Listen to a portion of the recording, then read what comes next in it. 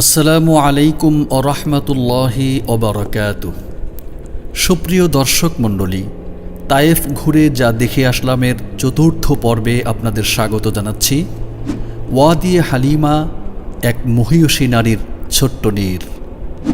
দর্শক মণ্ডলী, পিতৃহারা মাতৃহারা প্রিয় নবী মুহাম্মদুর রাসূলুল্লাহ সাল্লাল্লাহু আলাইহি ওয়াসাল্লামের দুধমা হালিমা সাদিয়া রাদিয়াল্লাহু তাআলা আনহার কথা আমরা শুনেছি, বিভিন্ন বই পুস্তকেও পড়েছি, যার সম্মানার্থে নবীজি সাল্লাল্লাহু আলাইহি ওয়াসাল্লাম নিজের গায়ের চাদর বিছিয়ে তাকে বসতে দিয়েছিলেন। সেই হালিমার বাড়ি কোথায় ছিল, কিভাবে চলত তার জীবন সংসার, নবীজি বা কিভাবে তার দুধ পান করলেন, ছোট্ট এতিম নবী দূর গ্রামের দরিদ্র হালিমার কোলে কিভাবে আশ্রয় পেলেন, চলুন আমরা তায়েফ শহর থেকে ৬০ কিলোমিটার দূরের সেই হালিমার উপত্যকায় গিয়ে তার বাড়ির বর্তমান অবস্থা পর্যবেক্ষণ করি এবং ইতিহাসের সেই হৃদয় নিংড়ানো ঘটনাগুলি জানার চেষ্টা করি। চলুন দর্শক, তায়েফের ঐতিহাসিক দর্শনীয় স্থানগুলি নিয়ে আমরা ইতিমধ্যে ৩ পর্বের ৩টি ভিডিও আপলোড করেছি। আই বাটনে ক্লিক করে ভিডিওগুলি দেখে নিতে পারেন। ৬,১৬৫ ফুট গড় উচ্চতা সম্পন্ন একটি নাতিশীতোষ্ণ শহর হল এই তায়েফ শহর। বাংলাদেশের আবহাওয়ার সাথে তায়েফের আবহাওয়ার ভালো মিল রয়েছে। এই শহর থেকে ৬০ কিলোমিটার দূরে রয়েছে বনু সাদ গোত্রের বাসস্থান ওয়াদি হালিমা রাদিয়াল্লাহু তাআলা আনহা। বর্তমান ওই অঞ্চল সফর করা সৌদি হুকুমতের পক্ষ থেকে নিষেধাজ্ঞা রয়েছে। তবুও মনের টানে রওনা হলাম সেই ঐতিহাসিক উপত্যকা দেখার জন্য। চলুন দর্শক, যেতে থাকি আর জানতে থাকি কিভাবে হালিমার কোলে আশ্রয় পেলেন নবীজি সাল্লাল্লাহু আলাইহি ওয়াসাল্লাম। আরব্য রীতি অনুযায়ী গ্রামের নির্মল হাওয়া উপভোগ করানো এবং আরবের মূল ভাষা আয়ত্ত করার জন্য জন্মের পরপরই শিশুকে প্রত্যন্ত কোনো গ্রামে একজন ধাত্রীমার তত্ত্বাবধানে পাঠিয়ে দেয়া হতো। আর এ কারণেই বিভিন্ন গ্রামের আনাচে কানাচে অনেক ধাত্রীমা শহর থেকে শিশু সংগ্রহ করে এনে দুধ পান করানো ও লালন পালনের দায়িত্ব নিত। এতে বেশ ইনাম, বকশিশ ও ভালো পারিশ্রমিক পাওয়া যেত। কালক্রমে এভাবে শিশুর দায়িত্ব দেয়া নেয়া আরব্য রীতি ও সংস্কৃতির অংশ হয়ে দাঁড়ায়। যখন নবীজি সাল্লাল্লাহু আলাইহি ওয়াসাল্লাম ঐতিহ্যবাহী প্রাচীন মক্কা নগরীতে ৫৭০ খ্রিস্টাব্দে জন্মগ্রহণ করেন, সে সময় নবীজির পিতা খাজা আবদুল্লাহ বেঁচে ছিলেন না। নির্ধারিত মৌসুমে বনু সাদ গোত্রের ১০ জন মহিলা শিশু সংগ্রহের জন্যে মক্কার দিকে রওনা হয়। অনাবৃষ্টি ও দুর্ভিক্ষের ফলে অভাবে বিপর্যস্ত ছিল মহিলাদের পরিবারগুলো। হালিমা ও তার স্বামীও রওনা হলেন এই কাফেলার সাথে। বড় দুর্বল সাদা একটি মাদি গাধা ছিল তাদের সম্বল, আরেকটি বড় মাদি উট ছিল সাথে। না খেয়ে থাকার কারণে উলান থেকে একটু দুধও বের হচ্ছিল না। ক্ষুধার জ্বালায়, বাচ্চাদের কান্নায় রাতে তাদের ঘুমও হচ্ছিল না।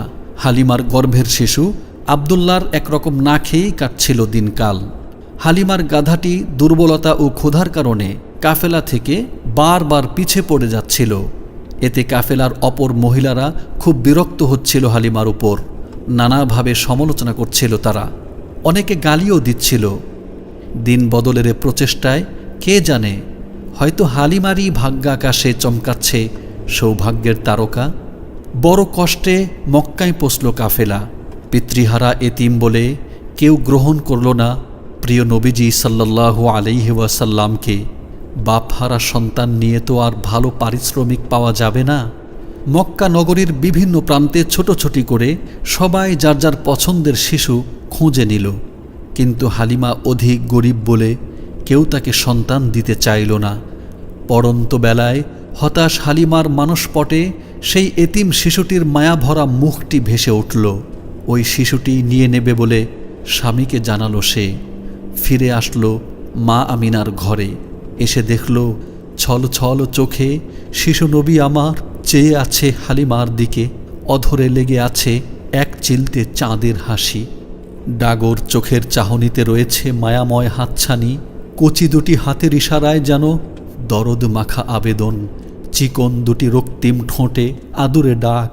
ডেকে ডেকে যেন বলছে, মা আমাকে নিয়ে নাও না মা, ঠকবে না তুমি। হালিমা যেন আর স্থির থাকতে পারলেন না। দুহাত বাড়িয়ে রাহমাতুল্লিল আলামিনকে কোলে তুলে নিলেন। আহ, এই কেমন শিহরণ, কি অপার শান্তি, কি ভালো লাগা, কি ভালোবাসা, কি অসীম মমতা। শুরু হলো ধমনীতে রক্তের প্রবাহ, বৃদ্ধার হাড়গুলো যেন হলো অস্থি সমৃদ্ধ। কোথা থেকে যেন সমস্ত শরীরে ফিরে আসলো তারুণ্যের শক্তি। মুহূর্তে দূর হলো সমস্ত ক্লান্তি, দূর হলো সব অলসতা আর অবসাদ। মা আমিনার সাথে কথাবার্তা শেষ করে 8 দিনের শিশু নবীকে নিয়ে রওনা হলেন মা হালিমা। একরাশ বিরক্তি নিয়ে অপেক্ষমান ছিল কাফেলা। হালিমাকে দেখে অনেকে ছুঁড়ে মারল ভৎসনার তীর। দুর্বল গাধাটি অধিকতর কাবু হয়ে শুয়েছিল মাটিতে। কি ভেবে লাফ দিয়ে দাঁড়িয়ে গেল গাধাটি। বড় মাদি উটটিও ততক্ষণে দাঁড়িয়ে গেছে। কি আশ্চর্য! উটের উলান এরূপ ভরপুর হলো কিভাবে? গাধাটিকে এমন তরতাজা মনে হচ্ছে কেন? নবীজিকে সযত্নে জড়িয়ে ধরে হালিমা উঠে বসলেন গাধার পিঠে। এ কি, গাধা এভাবে গতিশীল ও দ্রুতগামী হলো কি করে? ছুটে চলল হালিমার গাধা সকলকে পেছনে রেখে। আকাশ বাতাস প্রকৃতির সবুজ সমারোহ শত সহস্র সালাম জানিয়ে যেন অভিবাদনে লুটিয়ে পড়ছে হালিমা সাদিয়ার কদম তলে।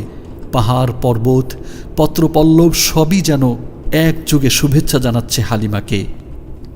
দর্শক, এই তো এমনই পাহাড় বেষ্টিত মরুপথ বেয়ে প্রিয় নবীজিকে নিয়ে দ্রুত এগিয়ে যাচ্ছিলেন বনু সাদের ভাগ্যবতী মহিলা হালিমাতু সাদিয়া রাদিয়াল্লাহু তাআলা আনহা।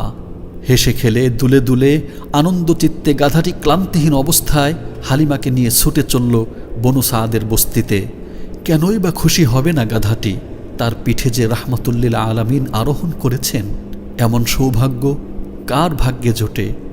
দর্শক, আমরাও পৌঁছে গেছি ওয়াদিয়ে হালিমায়।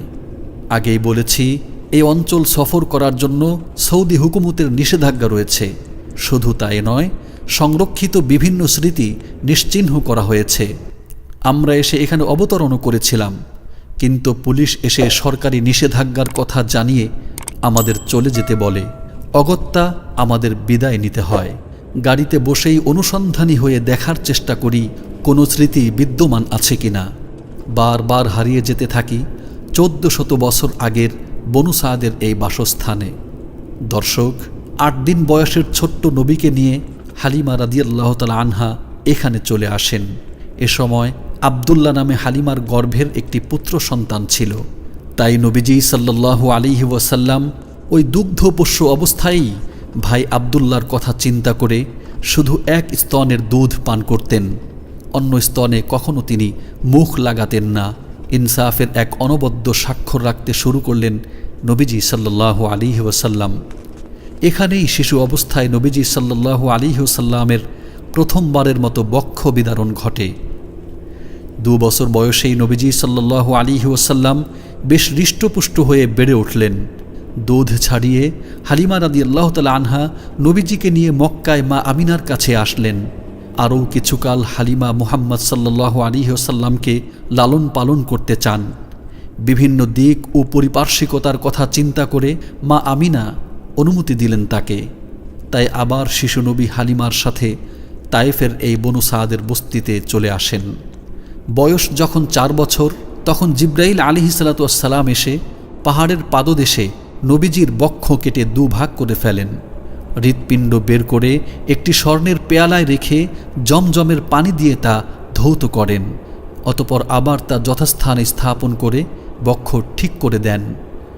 নবীজির খুদে সাথীরা এই দৃশ্য দেখে দৌড়ে গিয়ে হালিমাকে খবর দেন। খবর শুনে হালিমা সাদিয়া রাদিয়াল্লাহু তাআলা আনহা খুবই ভীত সন্ত্রস্ত হয়ে পড়েন। এটাকে বলা হয় শাক্কুস সদর বা বক্ষ বিদারণ। এরূপ ঘটনা নবীজি সাল্লাল্লাহু আলাইহি ওয়াসাল্লামের জীবনে 4 বার ঘটেছিল। দর্শক, আমরা নবীজির সেই স্মৃতিময় জায়গায় অবস্থান করছি।